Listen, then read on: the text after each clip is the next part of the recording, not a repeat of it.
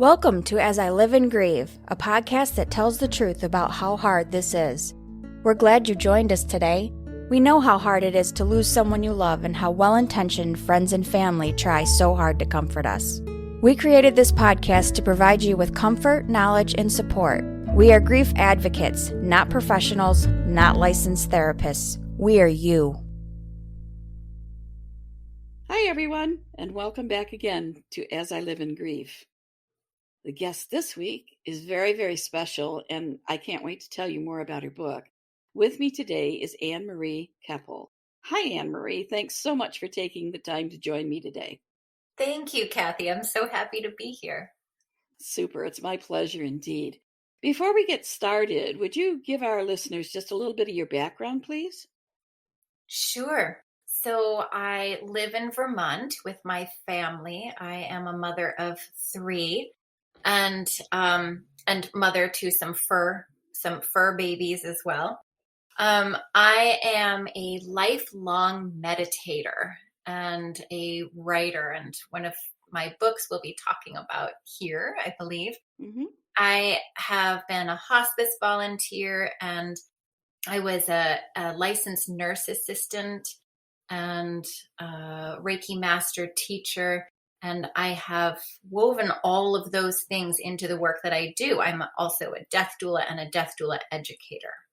Great. Everyone that listens knows one of my best friends is Amazon. The other, of course, is Google. But I was talking to one of my best friends, Amazon, one day, and I always kind of search and see what books are around maybe that I haven't yet noticed. And I came across this book that immediately caught my attention. The title is Death Nesting, Ancient and Modern Death Doula Techniques, Mindful Practices, and Herbal Care. What a title. That phrase, death nesting, really caught my attention. Can you tell me what that phrase means, please? Yeah, death nesting is really layered. There's actually a lot to unpack there. So I use it in my everyday life. So the way I live my life, I consider to be death nesting. A lot of people talk about having the good death or a good death as if that could be one thing, which it very much is not. But the more you sit with people at the end of life, and you probably know this, there's a lot there that's going on because they have had their entire life to not just celebrate and enjoy, but also miss out on and feel left out and regret and grieve. Mm-hmm. And so I find that asking somebody to have a good death at the end of life would be so much easier and more realistic had they been thinking about their life and their mortality throughout their entire life. And I find that makes living more precious and something that you can, maybe not every single moment is perfect because it's not, but you still are aware that having oxygen in your lungs is a gift, and my bowels are still working, or I still can look at this beautiful flower, those kinds of things. So to me, as a death doula and how I teach, I very much incorporate death nesting into my living.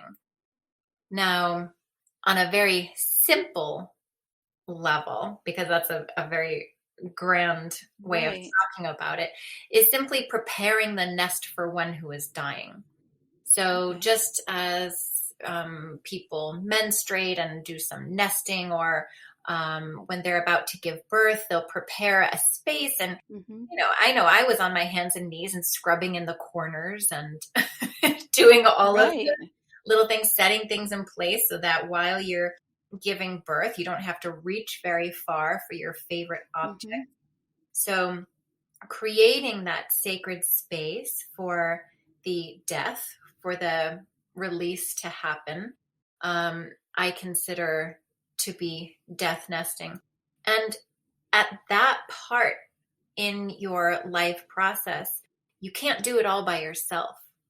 Right. You need to have others help you with that. You're not mobile. You're not necessarily even conscious of Right. communicating. And so having those support people around you to help put those things in place, I also consider part of the death nest. Okay, very interesting. Yeah, my mind immediately went to how people kind of nest, when they're about to go in labor or something. You don't realize it's even happening. So that is kind of what I related it to. So thank you for that explanation. A couple other terms I would like to clarify for our listeners. And this is kind of a three-part question. What is a death doula? And then in your book, you talk about both ancient death doulas and modern death doulas. What are the differences? Yeah. So a death doula. So that term is kind of a new catchphrase that people are talking. It's almost like a trending, not necessarily profession, but it's a hot topic right now. But the thing is that death doulas, people who assist those who are dying, have been around since the very first birth and the very first death. That's just what we do. Animals will even sometimes tend to each other. So, or completely leave, which is another way that happens. But so being a death doula is about caring for the one who's dying. And it is a non-medical form of care, oftentimes considered holistic care. So a death doula might consider to be more of a focus the person's actual feelings and help them with legacy work and listen to them. So very much like what a hospice volunteer does, but without the parameters that hospice has set up. So a death doula could also accompany them. They don't, they can take that phone call directly from the client in the middle of the night. They can run an errand for them. They can take time to speak with the family members rather than only sitting vigil with the one who's dying. So it's a lot more nuanced. And it's what a death doula does is simply tries to support what's happening to create an easier flow in any given situation because they are all different. Right.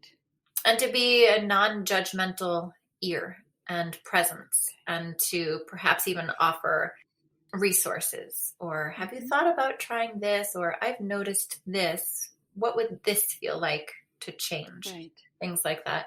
And the reason I differentiate between an ancient and a modern death doula is because death doula is a kind of hot topic right now. I don't want people to think that there's any one way to care for the dying or that this is some kind of specialized care that is not accessible to everybody unless they do the training. So there are some people that care for the dying that are thrown into it. They have no choice. It's their spouse. It's their whoever it happens to be. I don't want to invalidate their work that they put in. They got that work. They got that training organically. And so I don't want it to seem like the certificate holds more validity than experience. Right. So it's simply not the case. Oh, so that's how I differentiate between somebody who has experience, has done it before, they're on the ground work, and I call that the ancient death doula. They really had to dig deep to find the resources within themselves. The modern death doula may have had no experiences at all, but they have done a certificate training. And really, the two, when they come together, the experience with the training can create this amazing individual who is able to serve in a really beautiful way to many people. Right. Your book. Now, I do have to say, I found the book fascinating. Of course, I'm familiar with hospice care. I work with a couple organizations in our area, in our community. And in fact, that's how this podcast came to be. I was inspired by the things that I encountered in hospice care. Your book, while reading it, gave me such a sense of calm. I can't quite describe it, Anne-Marie, but I want you to know that the way it was written, even though I was reading about something that decades ago I was terrified to verbalize, the word death, I literally would leave discussions that were talking about death because I was so uncomfortable with it. Now, of course, it's come full circle. But reading your book, reading about it, having experienced my own caregiving with my spouse, I had such a sense of calm reading your book. So I do recommend it for a lot of reasons. I kind of want to switch sides now. And we understand, what a death doula can do. And it's all on a very personal level, intended for the person who is dying, correct? And as you say, everyone is different. Their needs are different. How in that process does the death doula support the family, or are they primarily focused only on the dying person? Mm-hmm. That's a good question. And that particular question might come up again and again in any given situation. Right. So here's what I really emphasize, and that is community death care, community death care work. That's because you're familiar with your own community. Right. And so you would know best how to serve in your own community. Mm-hmm. So there is, sometimes people want to fit death doulas into a particular box and say a death doula will do X, Y, and Z.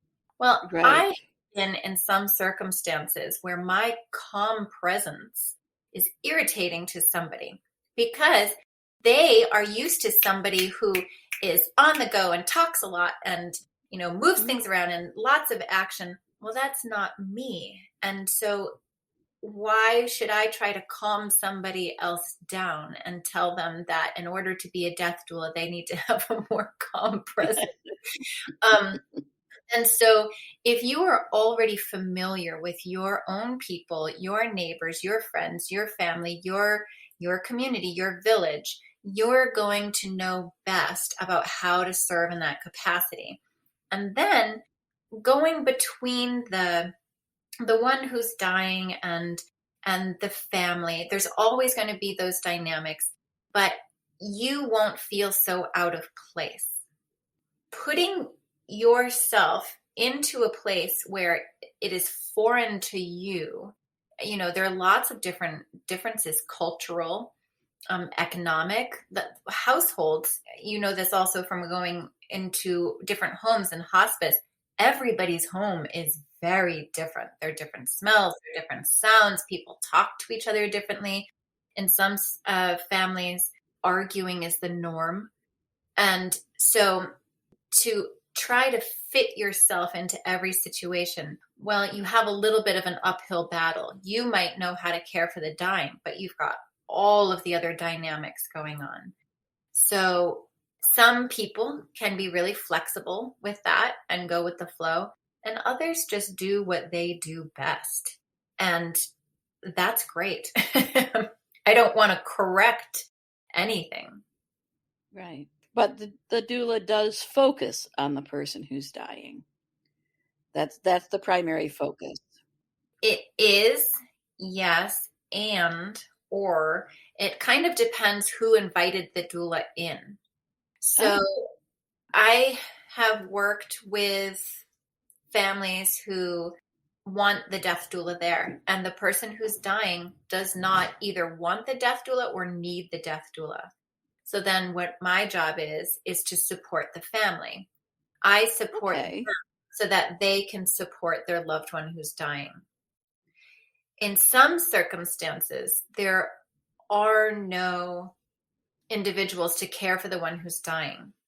And so they might invite me in, and then my job is just to take care of them and to, follow their wishes. And hopefully will have been able to have a good conversation ahead of time. Right. But so it really depends on who invited you in. Interesting. I hadn't thought of it in that perspective, but that makes perfect sense. Makes perfect sense. Thank you. Okay. On the book again, I know you had some assistance by someone else because in each section, you have a section on herbs or herbal solutions that might help with different scenarios. So can you talk just a little bit about that? Yeah, a friend of mine, Sandra Lori Lazorchuk, she is an amazing herbalist. She is my herbal teacher, and she has recently become an RN, so she's going to have some beautiful things to offer the world. I do a little bit of herbal work, and I have found very simple things to be beautiful supports. But what I like to emphasize is that when I'm coming in a situation where I haven't lived with this person, I don't know all of their preferences, so I'm coming in right at the end. I like to look at the scents that they already have. So if you go to their dresser or if you go to the bathroom and you see that there are lots of rose scented things or lots of lavender or lily of the valley or Dove soap, those kinds of things, then you get an understanding about what it is, what kinds of smells they are comforted by, and then you can use those. So if you see some rose scented deodorant, well, then it's very easy to add rose essential oil to a massage oil and use it on their feet or on their hands.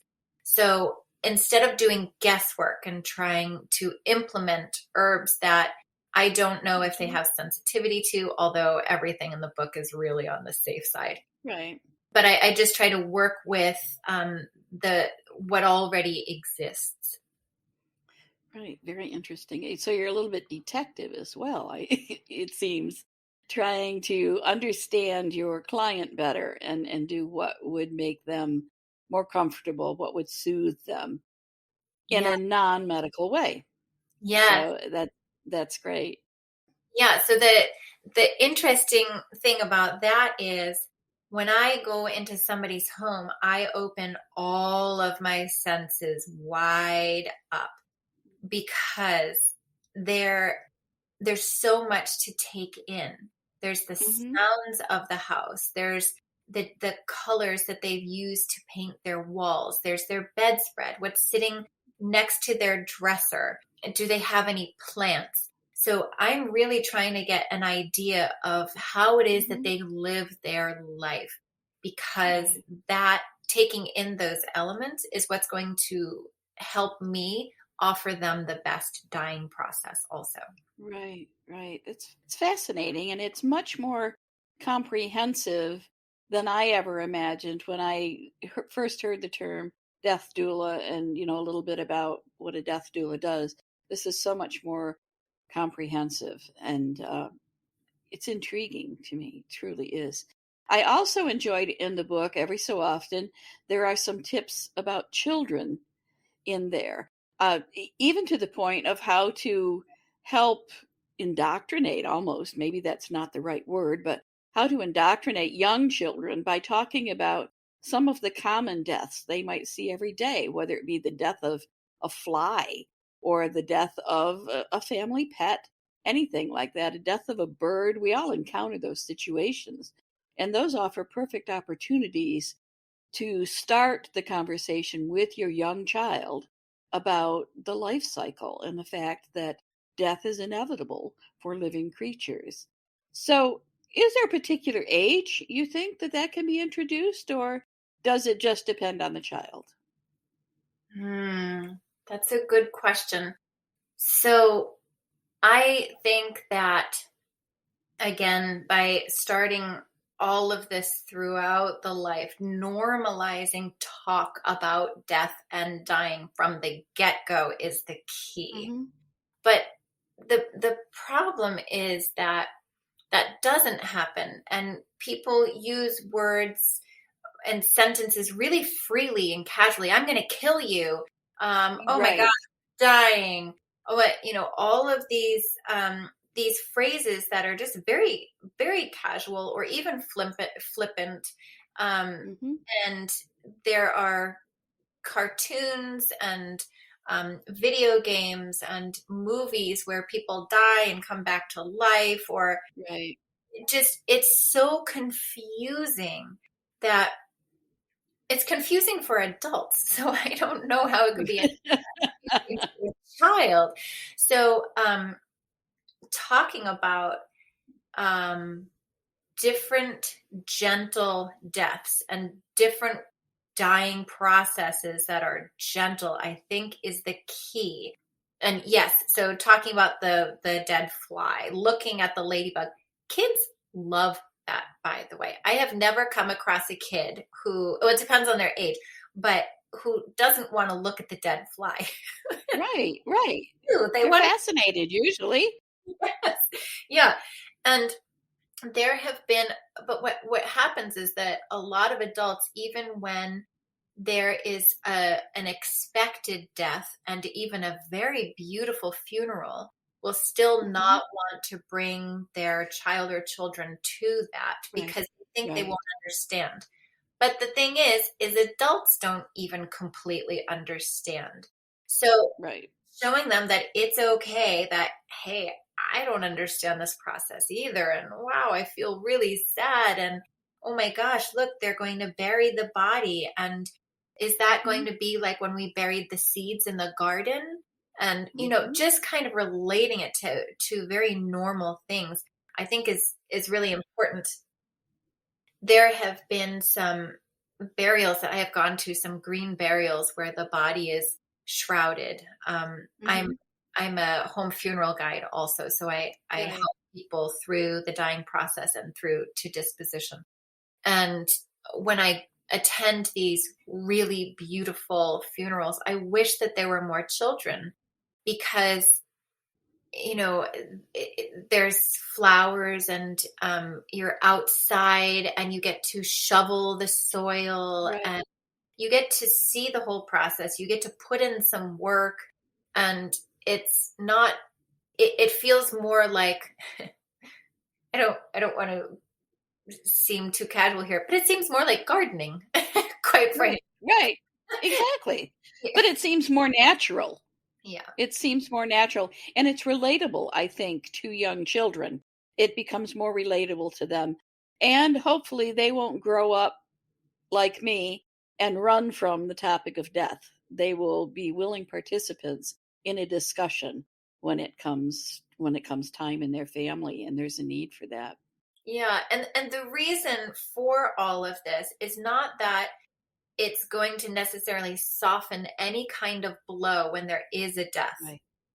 It's not necessarily that, because lots of deaths happen at lots of different times that are not ideal. But it has given them a vocabulary. It has been introduced in a way that is normal and not taboo. So that's the idea. Exactly. There were so many parts about this book that I just loved, and I admit my first pass through was kind of quick because I wanted to have some things to discuss for this podcast. But another part of the book, I was fascinated with your knowledge of different cultures, and it's really something I've wanted to actually have an entire episode on. But for now, maybe we can just catch a little snippet, and then maybe I can invite you back. Other cultures, of course, do different things when someone they love dies. And they do different things at time of death, before death, at time of death, and even afterward and up to the burial. Can you just kind of capture maybe on some of the more unusual cultures and practices you've experienced or have knowledge of? It's kind of a fun question because my mind goes all over the place, and I am not an expert on different cultures and their death practices. But I'll say that even individual families have interesting practices around death and dying. So what might be very normal to one family to have a 3-day funeral at home, or a 3-day home funeral with the body there, would seem outrageous to somebody who sent their loved one to a funeral home to be taken care of. But the return of the interest of home funerals, I think, is really beautiful, because here in the United States, we have a mod podge of cultures, and Right. we don't all get to see each other's death practices. And, sitting Shiva with the body, the Jewish practice, doesn't happen, as I understand, I am not Jewish, does not happen to the degree that it did a long time ago. People are no longer sitting Shiva for 7 days. Sometimes people sit for 3 days, for 24 hours, or not at all. But having the body still buried within the 24-hour period is still a practice that's happening. But the return of the home funeral, the interest in that is really fascinating to me, because I think it gives families the opportunity to create some of these practices that have been lost, that were traditional Right. practices with their ancestors. So, and the home funeral movement sometimes seems a little like glorified, like, very, privileged people, beautiful circumstances, raw silk, flowers that come from a floral house. And I want to de-emphasize that and just normalize, hey, if you have your loved one in your 3-story walk-up and you picked some wildflowers out in your yard and you have a dish or a sink full of dishes, that's okay too. Make the practice and the focus be on how it is, and how the person lived, and actually just embrace the differences, that Right. that's okay. So I'm interested in returning the death care to the families themselves, and having them check in with their relatives, the elders in their family, if they have any. Like, what did you do with grandma when she died? Right. Things like that. The Ireland is one of the last places that really so many people attend the funerals. So I was fortunate enough to be welcomed into a couple of funerals when I visited Ireland, and I was doing some writing there for one of my books, and everybody shows up. And that is so different than what happens here in the US. Right. And when the hearse goes down the road, everybody pulls over, everything stops. It is absolutely a moment to pause, and they pause for death. Those things don't happen here. No. And so I think there are other things. I thought at first that in Ireland they were so good at talking about death and dying. No, they're just good at funerals. No. They don't want to talk about death and dying any more than people in the US do. Oh, that's interesting. So interesting. Well, sadly, and this happens every time, I don't know why I'm surprised every time, but our time is winding down. So before I sign off, I want to give you total control of the microphone and the conversation. So talk to our listeners without me leading you with questions. Let them know about your other books, because you do have other books out there. Let them know how they can reach you. Just tell them anything you would like to have them know. Thank you, Kathy. Well, first of all, it's been an honor to be here with you. And so I thank you very much. And I want to encourage people to really embrace studies of death and dying on their own, and to just follow what feels good to them. And and to understand that when you do study death and dying, if you were to do death doula training, that it really can open your life, and it can blossom in a really beautiful way. And I welcome everybody to look at my website. I have 2 different websites because they're merging. So one is my name, AnneMarieKeppel.com, without the hyphen. And the other one is stardustmeadow.com.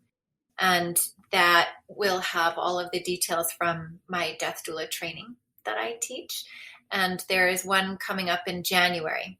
There's a morning session. So East Coast time, if anybody's in Europe, they'll be able to take the morning session, which is 10 a.m. Eastern. And there's an evening session at 7 p.m. Eastern. And it's the same course. Yeah, my other books are a couple of books for ages 11 and up. That's called The Death of Fae Folk and Beneath the Bone Tree.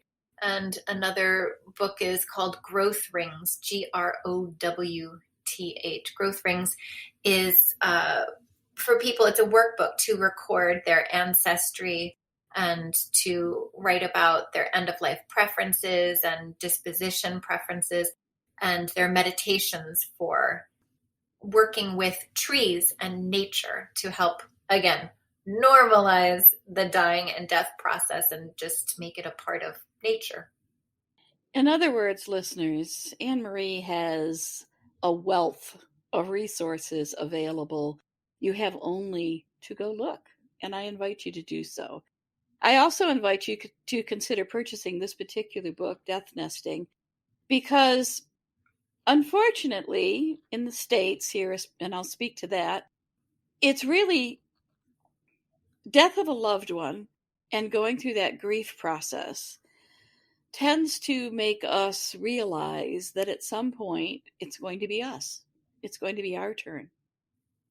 And death nesting is a concept that we can all use that will make that time of our life, I believe, more peaceful, more comfortable. And I also look at it as a gift you can give to those who love you. I know some of the preparation my own mother did before she died, I'd never appreciated until after she died, and I realized that she made all those decisions and did all that preparation to save me that burden. And I was so, so grateful. So consider this book, Death Nesting. I think you'll find it very informative and also something that will help you carry on a discussion about death and dying in a more positive manner. If you work, volunteer, or are otherwise near hospice, this book, I think, is a must. This book could almost be, I can see many trainings developing from content in this book for hospice volunteers, because it will give them not only a sense of calm and serenity, it will give them confidence, I think, to care for the dying and even the families as well. So, okay, I've pitched the book, but I truly feel that way, and I'm so happy there's a copy of it on my bookshelf, and I will go back and read it again. So we must say goodbye, farewell. Anne-Marie, don't be surprised if I reach out to you again and have you back, because there's so much more I think that we can discuss that will give people some insight and awareness into this aspect of life. It's just wonderful and refreshing to be able to discuss it freely, openly, and without tears streaming down my face. And I also have not run from the room. So that's to my credit. I have grown so much in my own grief. Mm-hmm. To our listeners, remember to take care of yourselves. This is a difficult time of the year for many people. The holidays are over. We've made it through the holidays, but somehow it takes us a while to kind of regroup. So do something special for yourself today. Maybe that's a pedicure. Maybe it's a manicure. Maybe it's a mani-pedi. Maybe it's the spa. Maybe it's find a cozy corner all by yourself and grab a book. I tend to turn to music and poetry. That's kind of my self-care. And in the months after the holidays, I always try to do some introspective self-care sessions for myself, and I find that helps me. Enough said. We must go. Take care of yourselves, everyone. Thanks. Come back again next week as we all continue to live and grieve. Thank you so much for listening with us today. Do you have a topic that you'd like us to cover, or do you have a question from one of our episodes? please email us at info@asiliveandgrieve.com and let us know. We hope you will find a moment to leave a review, send an email, and share with others. Join us next time as we continue to live and grieve together.